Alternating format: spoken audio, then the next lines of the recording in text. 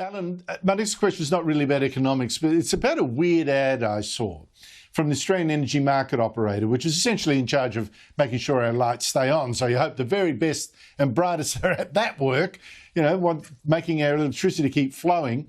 Yet the AEMO, this organisation, is actually very woke, very green, and now says it's hiring people in its Women in Energy Graduate Development Program. In fact, it is hiring only women this year, 100% female intake, no male graduate engineers this year, because the AEMO says it wants to improve its gender balance and build teams that most closely represents the communities we operate in. But don't you, Alan, think that the organisation in charge of our electricity system should focus more on getting the very best young engineers, whether they're male, female or in between?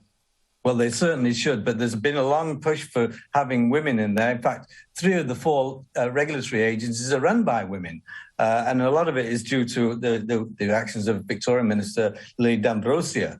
And indeed, actually, one of the interesting things is when one of the female heads wanted to appoint a male, she was told by Lily D'Ambrosio that it would be better to have somebody of diversity rather than a male as the deputy. And the head, who was female, said, well, as far as I'm concerned, in this industry, a 60-something-year-old male is diversity. And she was quite right. And we basically have picked the wrong people for the job, which is why we've got such a mess in our electricity industry. I have no confidence in our electricity future with that kind of ad. Alan Moran, thank you very much for your time.